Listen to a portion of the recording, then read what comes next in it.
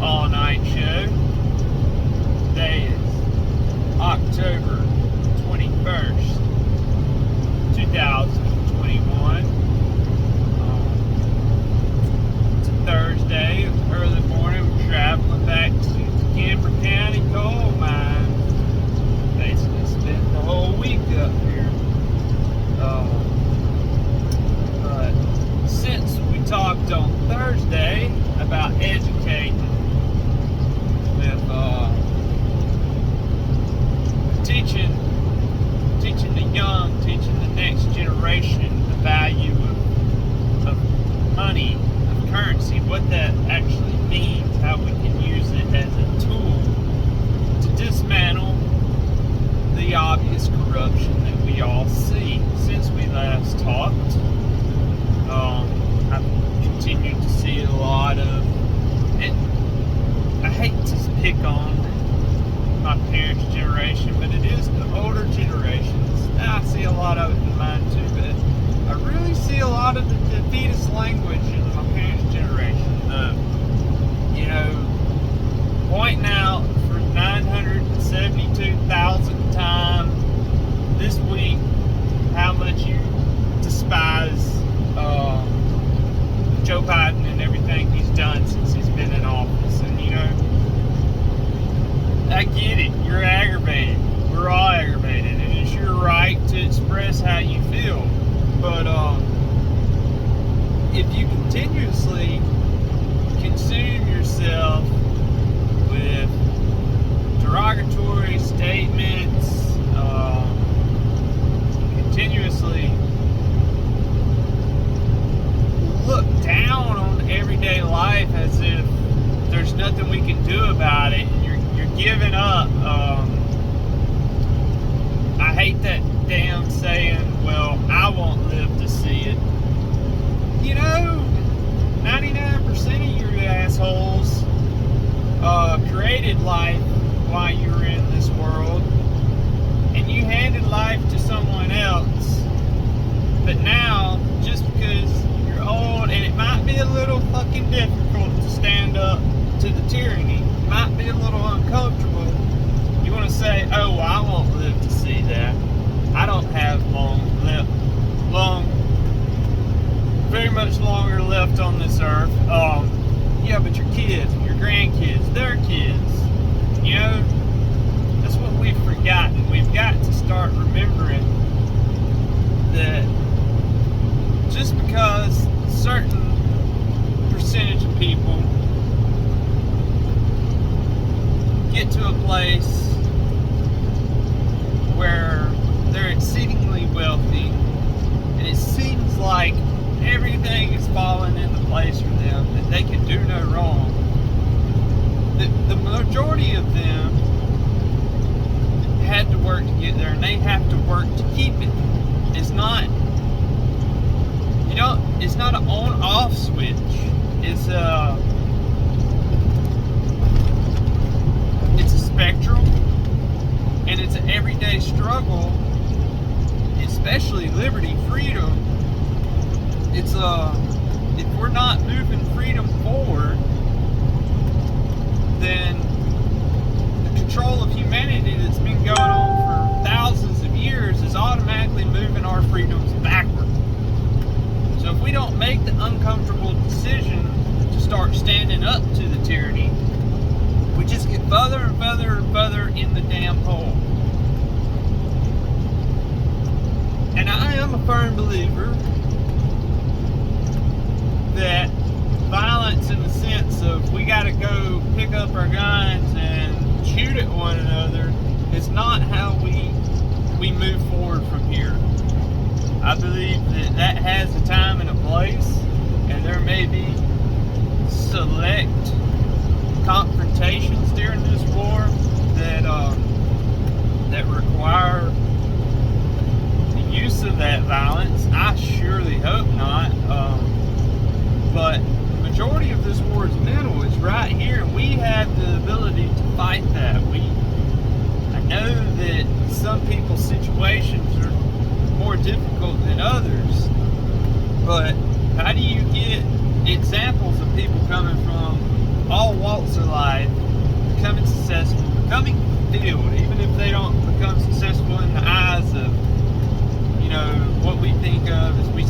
scale everybody by their career or how much money they made in their life. Maybe they just become successful in the fact that they got what they wanted, fulfillment in life. They have that sense of well-being, that they're doing what they're meant to do, that they're making a difference for the greater good of humanity.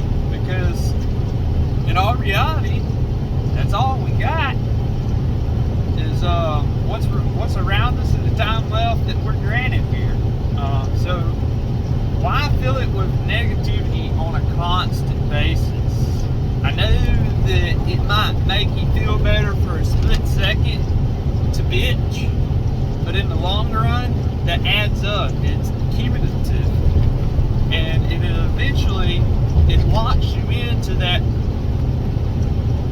cycle that is so hard to get out of. I struggle with it. I think everyone struggles with it in this modern age, because whether you believe in evolution or not, we haven't, I'll use the word adapted, we haven't adapted very well to how fast the technology is moving that we're creating. We're not adapting on average. The average person is not able to adapt to reality, that at any moment they can pick up this device, they can search whatever they want, they can watch whatever they want, and that's all influence. Whatever goes in, that's why I like to think of our mind, our brain, as a computer, because it's a lot of inputs. The brain takes in all kinds of inputs. I think I heard a stat yesterday on a podcast that a person at rest, the brain is using 20% of the caloric load at rest. So it's constantly, even while you're asleep, consuming information, consuming those inputs, and then with those inputs, you tell it what commands to put out. Whether you think that you've commanded or not, your actions today set up your actions for tomorrow. So if you're a pessimist today, how can you expect to wake up and be an optimist tomorrow? You see how that works? It's kind of hard if you wake up today pissed off because you turned on the news the first thing you did. You turned on that damn one-eyed monster, and they told you something else, or relit the flame that you went to sleep thinking about how much you hate so-and-so in the political spectrum, or how much you hate the fact that they're still forcing kids to wear a mask in a lot of schools. I don't agree with any of that, but there's not a whole lot I can do about each and every one of those individual situations. There's damn sure not nothing I can do about who the hell our president is, because obviously they just put whoever they want in that position now. So I think it's up to you, to me, in that position, in that moment in time, to decide, what do I want? Do I want to continue to feel like there's nothing I can do, and that I might as well just roll into my damn grave and leave all these problems for everybody else? No, that's not, for me at least, I can't do that. I got a brand new baby at home. You know, I woke up this morning at 5 to him smiling at me. There's no damn way that I can continue to just listen and allow the people around me to constantly put out all this negativity. And that's the screwed up thing with the politics. You know, I live in a family that's split. A lot of my family is liberal and a lot of my family is conservative. I'm none of it. But the thing that gets me is neither one of them can be happy. Like, at any time. It doesn't matter what they got elected that year or whatever president's in office that term, whether they agree with them or not. not, they voted for them or not, they still bitch and moan about everything. And they wait for somebody else to correct the problem for them. And that's the whole issue. That's why I'm big on education.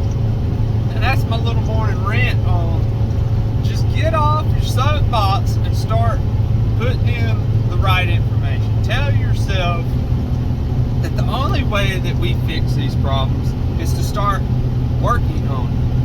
And by working on them, it's not continuing to put out memes about how much you hate said decision by so-called authority. Because unless that person is standing in front of you and telling you that you can't, I don't know, take a breath, or you can't move to the next moment in life, like they're preventing you from waking up in the morning. Unless they're preventing you from waking up in the morning, they're not controlling your life. You're allowing them to control your life. You're allowing them to tell you that they know what's best for you. When in reality, they're doing what's best for themselves. I think we realize that now. But about education, we talked about Bitcoin, cryptocurrency on Tuesday. And since we talked, what has happened? If you watch any, keep up with any of it, Bitcoin hit on another all-time high. I think last time I looked this morning, it's bouncing around from 64, 66,000. So it's somewhere in that range, still up. Ethereum's at 4,200 this morning.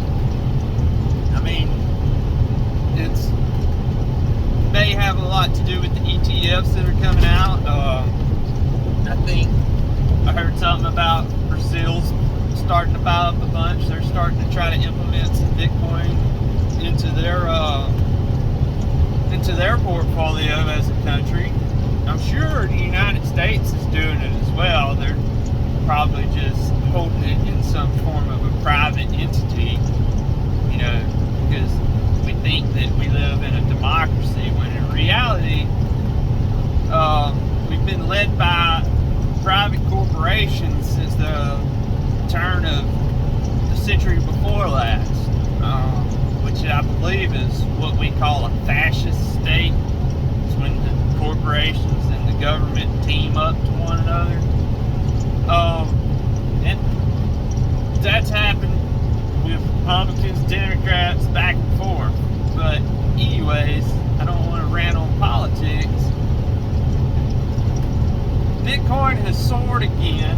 There's lots of news out there, and you know, that's what I want to educate on today. Is if you haven't ventured into Bitcoin, I want to tell the story of my getting into crypto space, and that is, I guess about 5 years ago is when I discovered podcasts and started bouncing around, finding ones that I enjoyed listening to, and finally come across the One Survival podcast. And a couple months into listening to old Spirit Gather Damas talk about things, he mentioned cryptocurrency.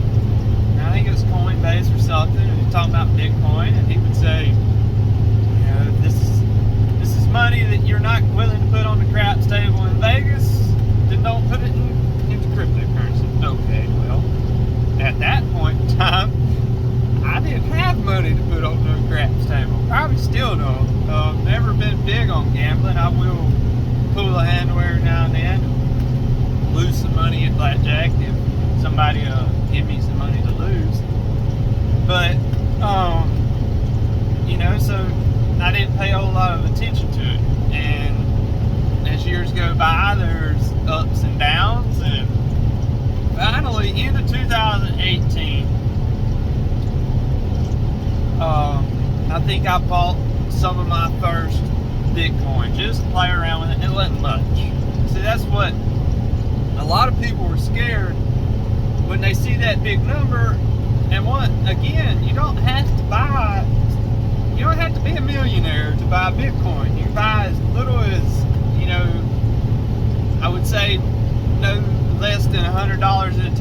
a whole lot of sense, but you can. It's just the reason I say $100 less is your fees are going to start. Well, I shouldn't say fine. Once you onboard, especially like in Coinbase, there's not going to be really a whole lot of fees, maybe a couple dollars. But to send $100 or less is going to cost you like $10. So you don't want to be sending a small amount of Bitcoin. And they've come a long way with that, and that's very dependent on how many people are trying to move Bitcoin at one time.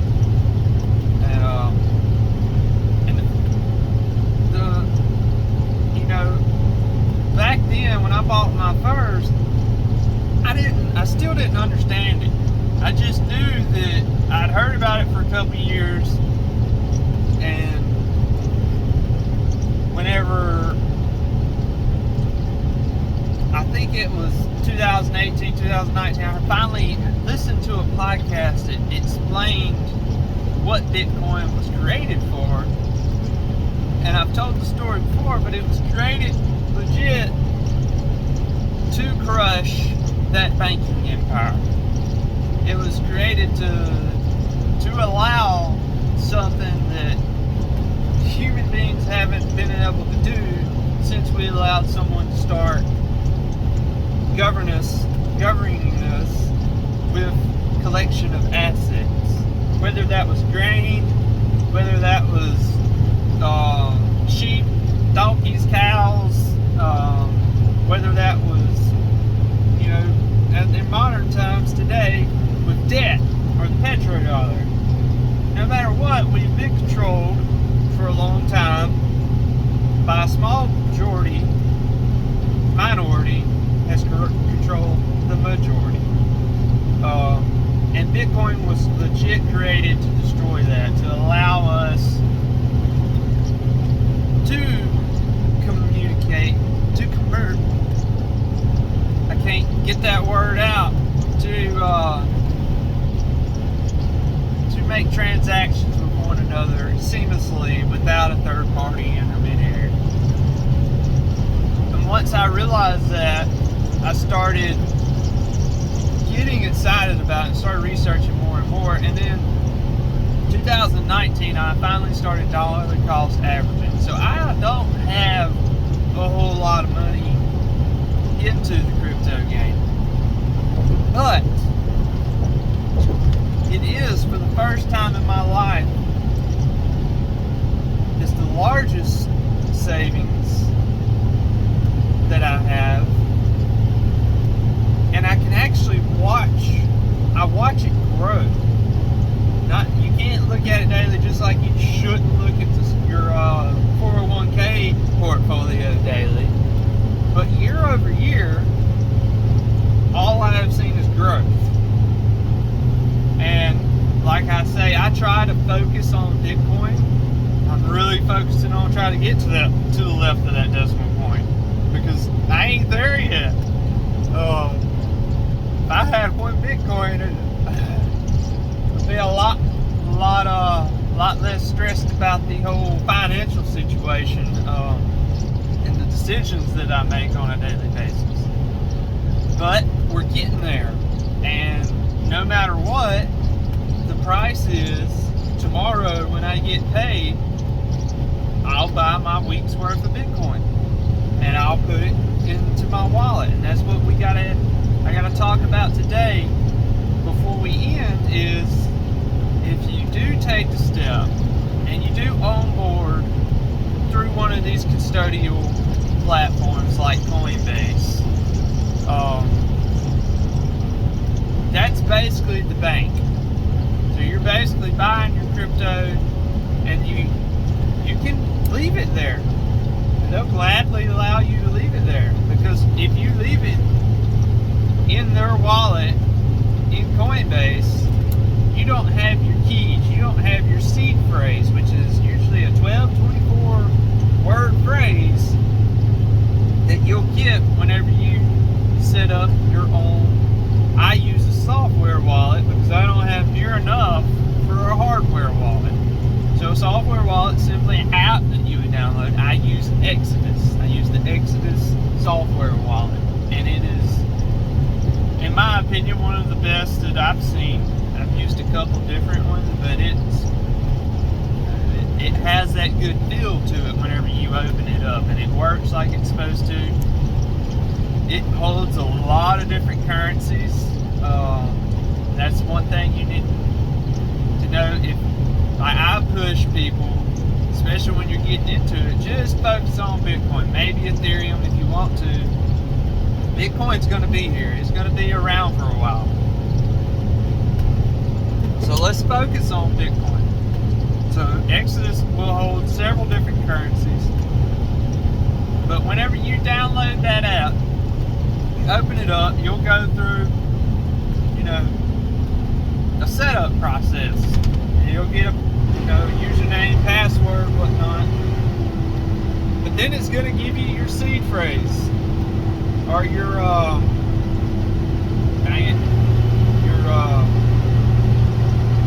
backup phrase. It's going to give you that. You write that down. You memorize it. Whatever you got to do, take a picture of it. Some people say don't do that. I make lots of copies of this thing, but you want to have at least a couple hard copies put in secure places. Think about it as you've got Will and Testament explaining that you got all this wealth hidden away somewhere, but you don't put the seed phrase in. You don't include that into your will and testament. Unless whoever you're leaving that to, you have communicated directly to them and you have made sure that they have that seed phrase memorized word for word, letter for letter. That cryptocurrency no longer can be accessed by anyone. Once it is moved into that wallet and you have that seed phrase in your hand, it is yours, it is secure, and no one else can touch it. The government can come to you. They can start waterboarding you. The only way that they can get your assets is if you give them that seed phrase. Now, a lot of people are scared whenever they talk about buying cryptocurrency. Well, what if I got to pay taxes on it? The only way you got to pay taxes, according to the law, and the way that I understand it correctly, I'm not a student of law or studying the tax laws or any of that, but from what I understand, the only way you pay taxes is whenever you sell for a profit. So just you buying crypto, you're buying an asset. So you don't have to pay any capital gain taxes for buying, and you don't have to pay any for trading between assets. So you buy your Bitcoin, you don't leave it on the exchange. Once you buy your Bitcoin, you get it off the exchange, you get it into your own software wallet, and you memorize that seed phrase, because that's the keys. That's the keys to the closet where all your valuable little ones and zeros are housed. And there's another misconception. People say that Bitcoin's not backed by anything. It's all digital. Well, like I said Tuesday, neither is your damn dollar.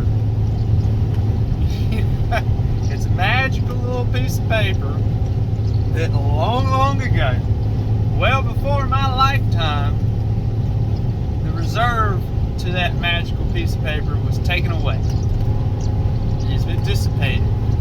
And now it is legit backed by the promise of my great-grandchildren to repay the debt in the United States Treasury, which is God knows how big today.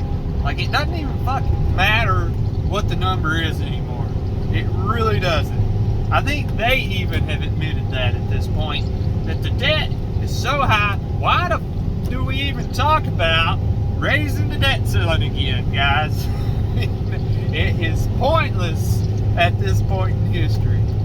But what we can do, we can fight this. We can start chiseling away, because us little ants out here in the world, we already are, and it's working. They're scared. That's why you hear about them trying to regulate all this. Good luck. Just like you tried to regulate the internet, there's always a way. Box has been open, and once you get into the crypto world and you realize that for the first time you had the ability to take this life force that, like today I'm traveling to go pour my life force, my time, whenever I could be at home with my brand new baby staring at me, smiling, and the rest of my family around me, and being fulfilled with that. Instead, I'm traveling, doing one of the most dangerous things in this damn iron coffin, going down the highway at 70 miles an hour to work at a facility that was built from stolen money,